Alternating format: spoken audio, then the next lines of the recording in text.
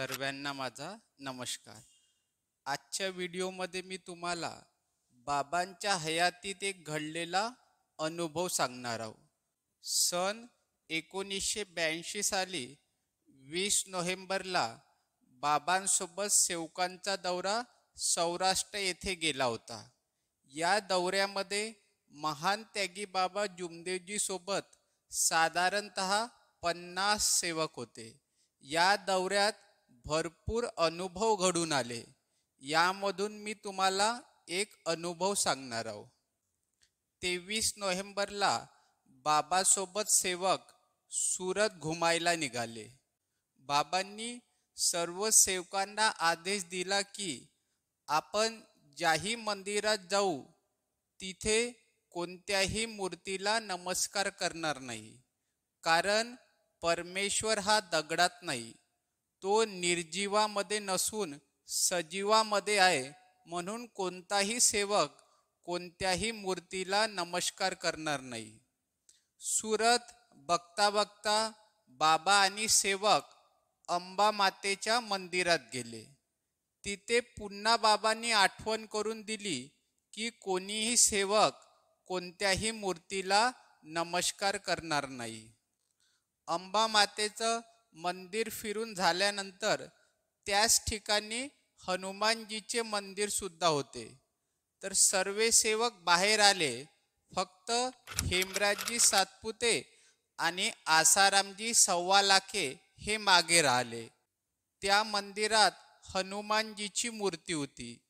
तर बाबांचे सेवक हेमराजजी सातपुते यांना वाटलं की बाबा हनुमानजी हे आपल्या मार्गात भगवंताचे प्रतीक म्हणून ओळखले जाते. तर त्यांनी या श्रद्धेने त्या हनुमानजीच्या मूर्तीला नमस्कार केला. त्यांना नमस्कार करताना बाबांचे सेवक आसारामजी सव्वा लाखे यांनी पाहिलं, परंतु त्या दोघांनीही आपसात चर्चा केली नाही की बाबांना ही गोष्ट आपल्याला सांगावं लागेल. कारण की बाबांनी आदेश दिला होता सर्वांना की कोणीही मूर्तीला नमस्कार करणार नाही. परंतु हेमराजजी सातपुते यांनी मूर्तीला नमस्कार केला आणि त्यांना नमस्कार करताना आसारामजी सव्वा लाखे यांनी पाहिलं, परंतु त्या दोघांनीही ही गोष्ट लपवून ठेवली.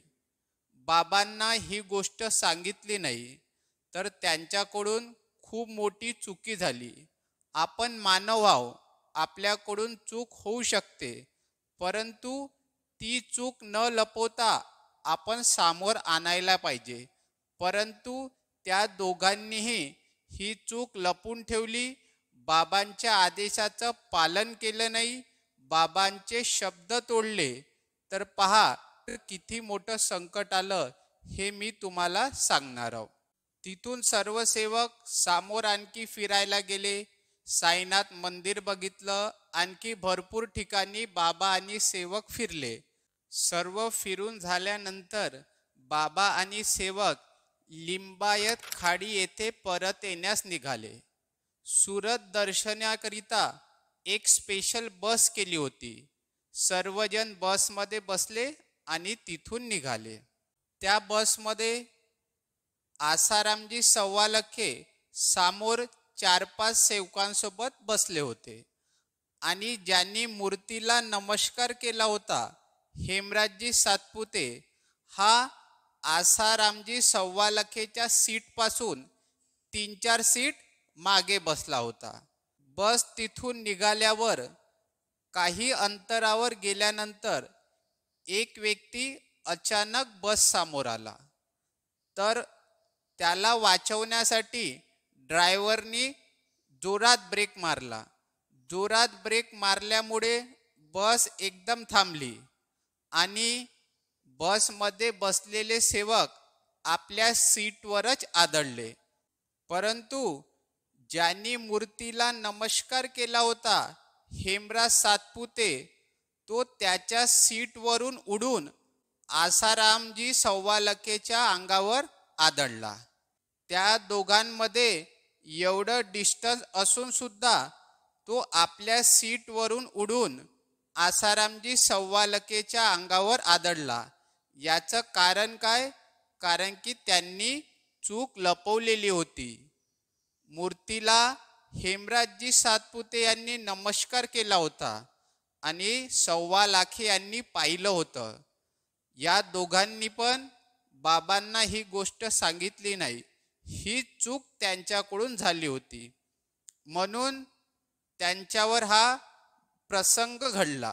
यामुळे आसारामजी सव्वालाखे यांना छातीला जबर मार लागला. तो बसमध्येच मी मरतो आहे असे जोराजोराने ओरडू लागला. मग बस डायरेक्ट डॉक्टरकडे नेण्यात आली आणि सव्वालाखे याच्या डॉक्टरांनी उपचार केला आणि त्याला औषध वगैरे दिली. त्यानंतर सर्वजण लिंबायत खाडीला वापस आले. त्याच रात्री उधना यार्ड सुरत येथे भजनाचा कार्यक्रम झाला. सेवकांचे अनुभव झाले चर्चा बैठकीमध्ये आणि बाबांनी सुद्धा मानव जागृतीवर मार्गदर्शन केले. परंतु या कार्यक्रमाला आसारामजी सव्वालाखे येऊ शकला नाही. तो लिंबायत खाडीमध्येच आराम करत होता, कारण त्याच्या प्रकृतीला आराम नव्हता पडला. शेवटी आसारामजी सव्वालाखे यांना आपली चूक लक्षात आली की मी अशी चूक केली, त्यामुळे माझ्यावर हे दुःख आलं. तर या कार्यक्रमाला आला नव्हता, तो तर लिंबायत खाडीमध्येच आराम करत होता.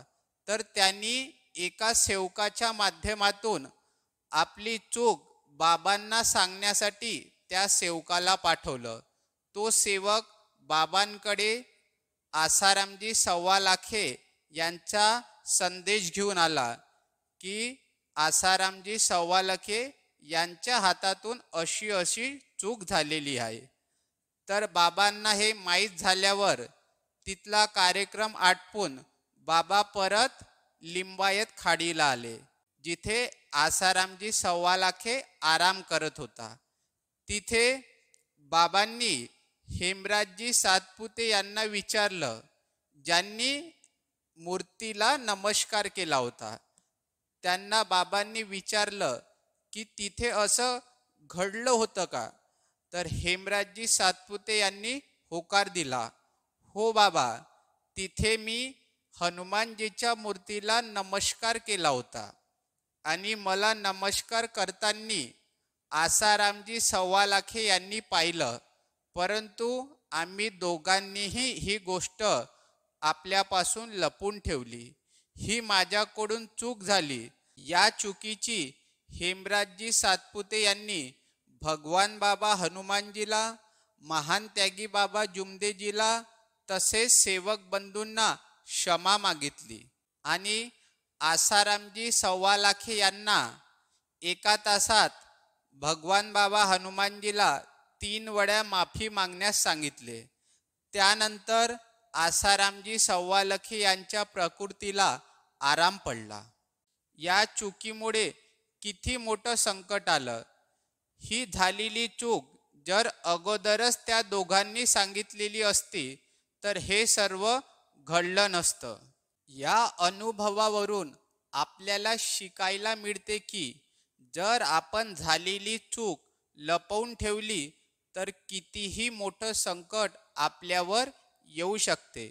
म्हणून झालेली चूक आपण समोर आणायला पाहिजे, कारण आपण मानव आहोत. मानवाकडून चुका होऊ शकतात. म्हणून चूक झाल्यानंतर न लपवता न लाजता आपल्याला ती चूक समोर आणायची आहे. जर आपण आपली चूक लपवू नाही तर येणारे मोठे संकट टळू शकते. जसे म्हणतात ना, चोरी करणाऱ्यापेक्षा चोरी करण्यास सांगणारा व्यक्ती मोठा गुन्हेगार असतो. त्याचप्रमाणे चूक करणाऱ्यापेक्षा चूक लपवणारा मोठा गुन्हेगार असतो. हे या अनुभवावरून आपल्याला सिद्ध होते. तुम्ही सुद्धा जर कोणत्या कंपनीमध्ये काम करत आहे आणि तिथे तुम्हाला भ्रष्टाचार दिसला चुकीचे कार्य दिसले आणि तुमच्यापर्यंत ती खबर आली तर तुमची जिम्मेदारी आहे की जो कोणी व्यक्ती चुकीचे काम करत असेल, भ्रष्टाचार करत असेल, त्याच्या भ्रष्टाचार सर्वांसमोर आणणं. तो भ्रष्टाचार करणारा व्यक्ती कोणीही असो, तुमचा बॉस असो, तुमचा मित्र असो, तुमचा रिश्तेदार असो, त्याची चूक समोर आणणं तुमची जिम्मेदारी आहे, तुमचं कर्तव्य आहे. पण कधी कधी आपला स्वार्थ येतो की हा तर माझा बॉस आहे, हा तर माझा मित्र आहे, जर मी याची चूक समोर आणली, जर मी याचा भ्रष्टाचार समोर आणला तर हा नाराज होईल.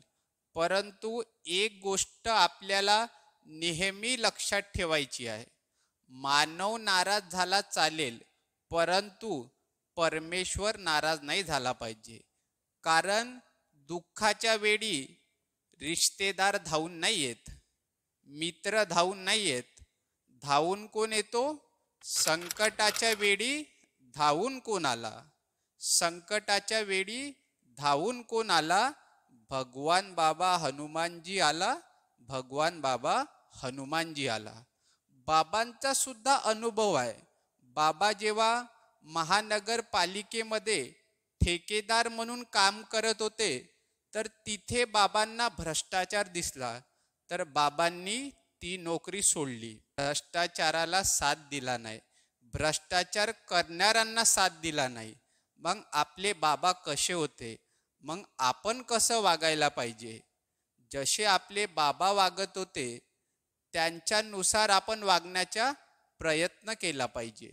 जर आपल्या मार्गामध्ये कोणीही सेवक, सेविका, मार्गदर्शक, कार्यकर्ता, पदाधिकारी, कर्मचारी जर भ्रष्टाचार करत असेल, मार्गाच्या विरुद्ध जाऊन कार्य करत असेल आणि तुम्हाला माहीत झालं तर तुमची जिम्मेदारी आहे, तुमचं कर्तव्य आहे की सर्व सेवकांसमोर यांचा भ्रष्टाचार समोर आणण्याचा.